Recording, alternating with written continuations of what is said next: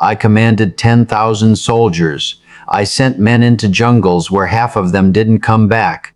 I made decisions that determined whether hundreds of people lived or died, and I was good at it. I was trusted with that, but I could not make one woman stay.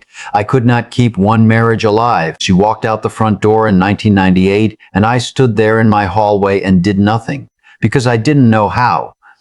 You think this is going to be a war story. It's not. This is a love story, and I lost. My name is Robert Hayes. And I need you to hear what I'm about to tell you because I didn't figure it out in time, but you still might.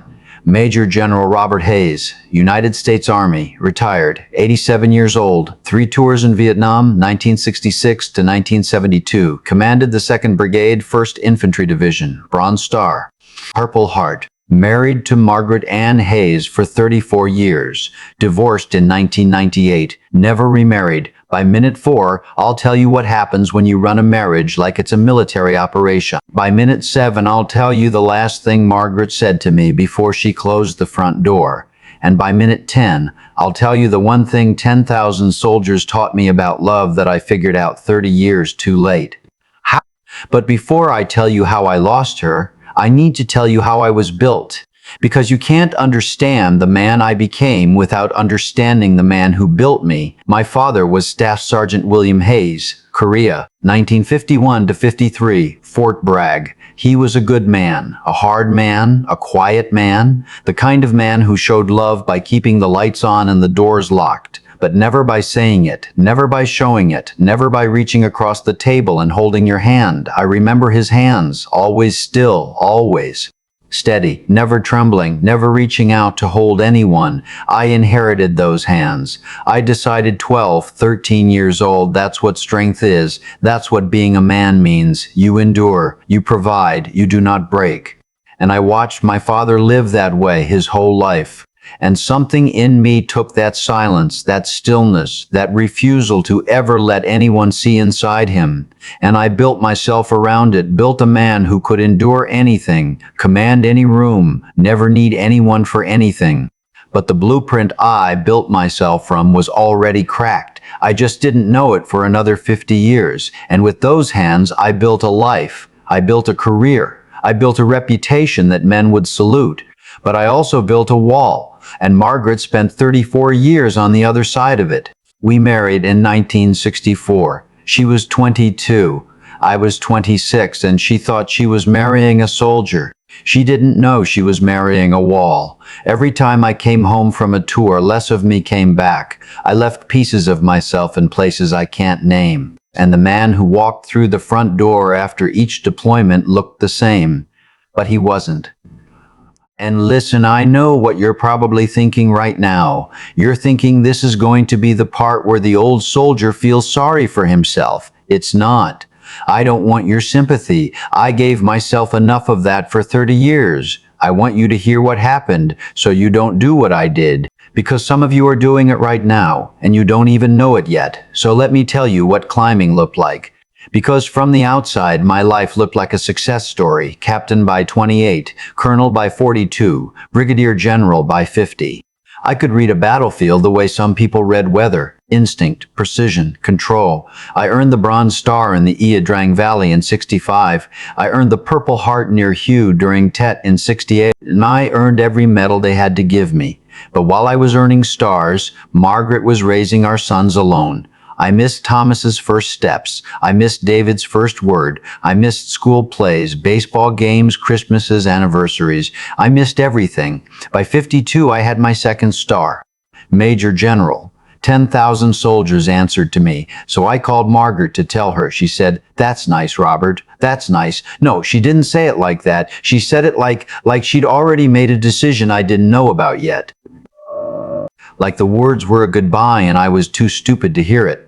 The woman who used to cry when I left for deployment now said, "That's nice," when I reached the top, and I didn't hear it. I didn't hear what she was actually saying. I retired a year later, full honors. Ceremony at Fort Myer. And I thought that was the beginning. Turns out it was the end. The morning after the ceremony, the very first morning when I had nothing left to command, I came downstairs and Margaret was sitting at the kitchen table with a cup of coffee.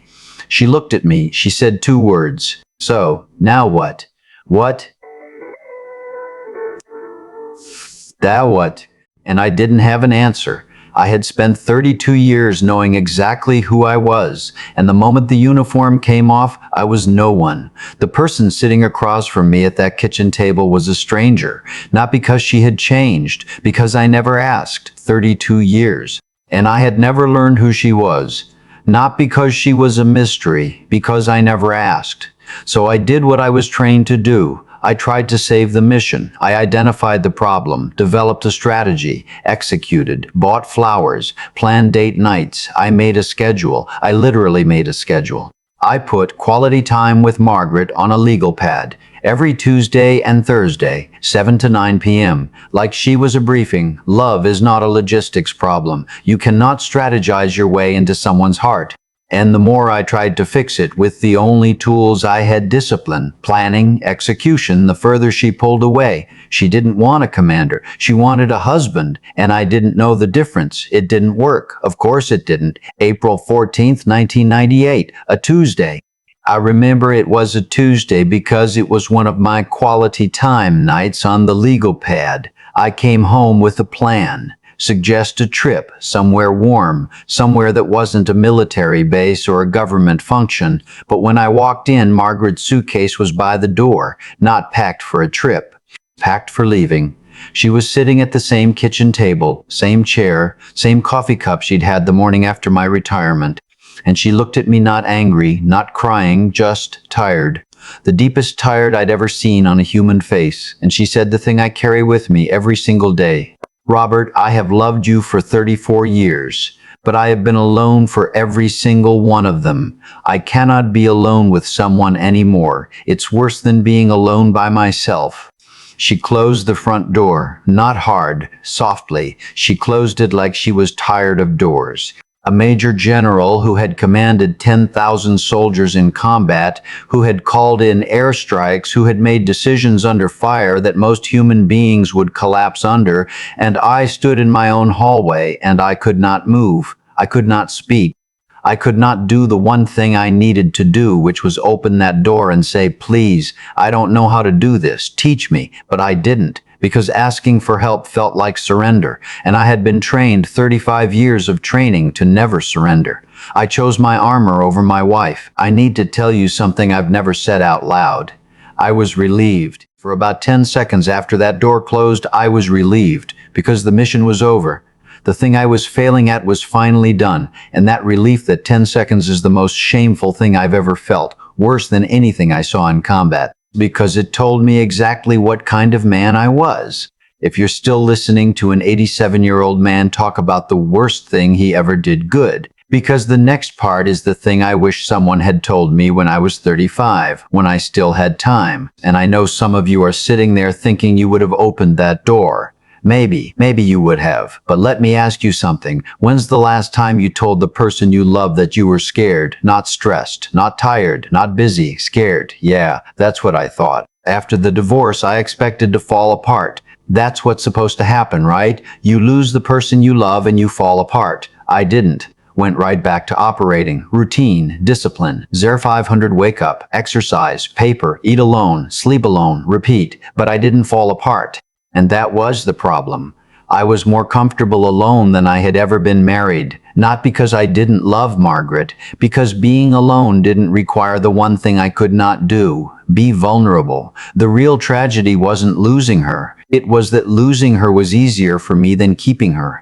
And that fact told me everything about what was broken inside me. And I saw it happen to other men too. Men just like me. Same uniform, same war, same armor. But not all of them ended up the same way. Colonel James Whitfield, same unit, same deployments. Vietnam, 60, 70, 70, brilliant tactician. Decorated, promoted fast, divorced twice, died in 2016 in a VA hospital in Richmond. Alone, his kids didn't come. His second wife sent flowers but didn't attend the funeral. I went to that funeral. I was one of 4 people there. 4 people at the funeral of the decorated colonel. A flag on his casket, and no one in the room who loved him.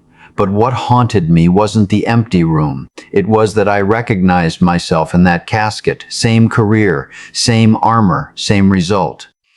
But then there was Frank, Lieutenant Colonel Frank Dawson, same era, same brigade, 3 tours, same war, same hell, same nightmares. But Frank did something I never could. Frank came home from his second tour in '69, and he sat on the edge of his bed and he cried in front of his wife. Just cried, let her see him, let her hold him. Didn't explain it, didn't command it, didn't strategize it. He just broke open. Frank's wife Linda didn't have to love a statue. She got to love a person. They were married 54 years. Frank died in 2021. Linda was holding his hand. His kids were in the room. His grandchildren were in the hallway. Same war, same rank, same nightmares, same training. One man let himself be seen. One man didn't. That's it. That's the whole difference. And I know the difference now. I've known it for 27 years. But knowing and doing are 2 very different things. Knowing is not the same as being able to do it. I am 87 years old and I still cannot cry.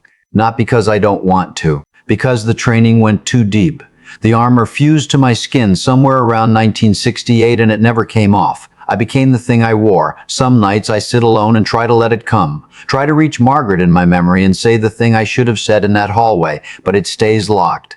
27 years and it stays locked. I want you to understand something. I'm not telling you this because I figured it out. I haven't. I'm 87 years old and I still can't do the one thing that would have saved my marriage. I'm not the wise old man with the answers.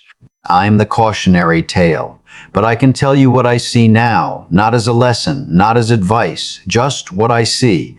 The thing that keeps you alive in war is the exact thing that kills your marriage. Armor, control, the refusal to let anyone see you bleed. In combat, that saves your life.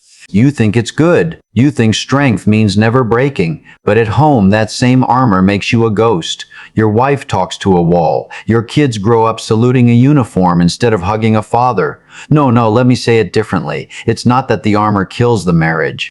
It's that you start to believe you are the armor. You forget there's a person underneath.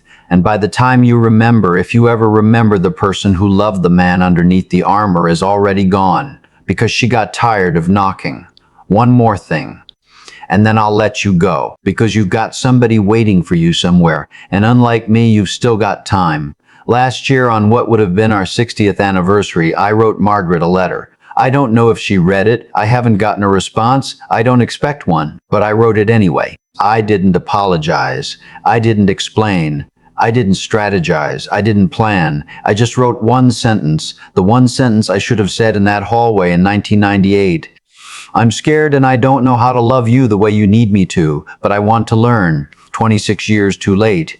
Maybe 27 now. I wrote it with my own hand, and my hand was shaking. For the first time in 87 years, Staff Sergeant William Hayes' son had shaking hands, and it felt, I'm not sure, but it felt like maybe that was the bravest thing I ever did. Braver than combat. Braver than any star on my shoulder. I'm looking at this ring. I don't put it on. I don't throw it away. I just hold it. That's all I can do now. Hold what's left of something I broke. I held 10,000 men together. I just couldn't hold the one thing that mattered. Tell me in the comments, what armor are you wearing right now that you're afraid to take off? And who's on the other side of it, waiting for you to let them in? Subscribe. Next week, a 93-year-old retired trauma surgeon tells you about the one thing she whispered to every patient she couldn't save and why it changed how she lives. And if you're still here, go home. Not to the building, to the person, and knock.